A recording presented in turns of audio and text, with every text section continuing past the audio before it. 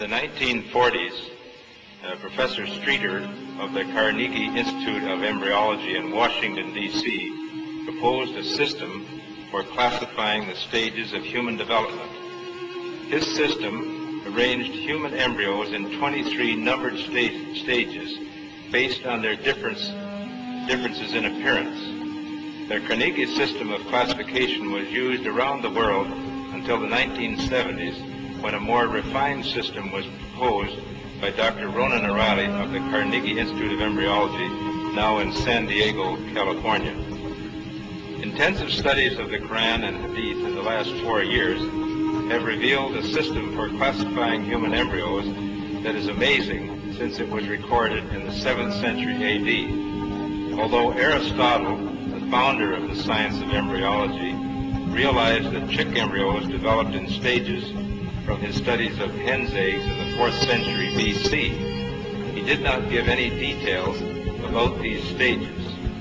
As far as it is known from the history of embryology, little was known about the staging and classification of human embryos until the 20th century.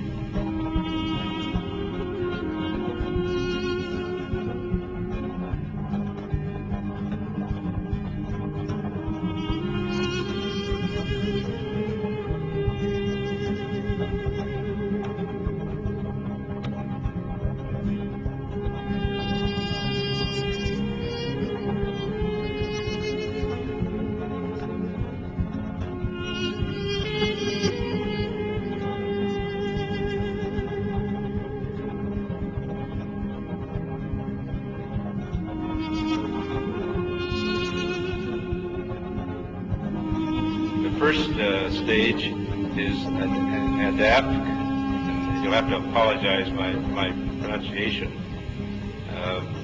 This is from Surah Tariq 6. He is created from a drop emitted. This Arabic term refers to the forceful emission of fluids which occurs during ejaculation in the male and ovulation in the female.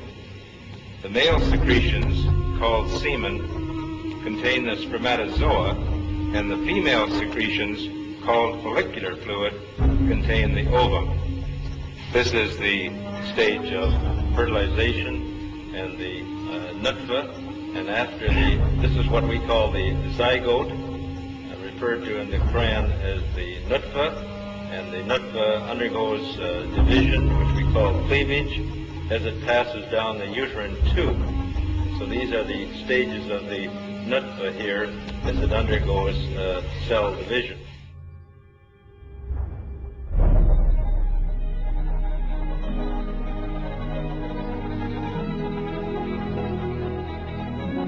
Another important aspect of the information mentioned in the verses of the Quran is the developmental stages of a human in the mother's womb. It is stated in the verses that in the mother's womb, first the bones develop, and then the muscles form which wrap around these bones. We then formed the drop into a clot, and formed the clot into a lump, and formed the lump into bones, and clothed the bones in flesh, and then brought him into being as another creature. Blessed be God, the best of creators.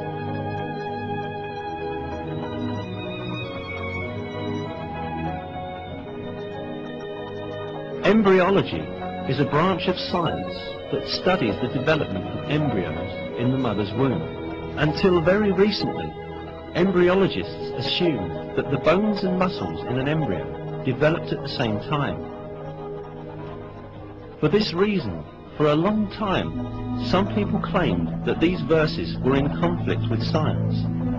Yet, advanced microscopic research conducted by virtue of new technological developments has revealed that the revelation of the Quran is word by word correct. These examinations at the microscopic level show that the development inside the mother's womb takes place in just the way that is described in the verses. Obviously, life begins at the moment of fertilization when a single sperm fuses with an ovum to form a one-celled embryo or zygote. At this moment, the ultimate character of that new individual is decided. The Quran recorded these facts 1400 years ago.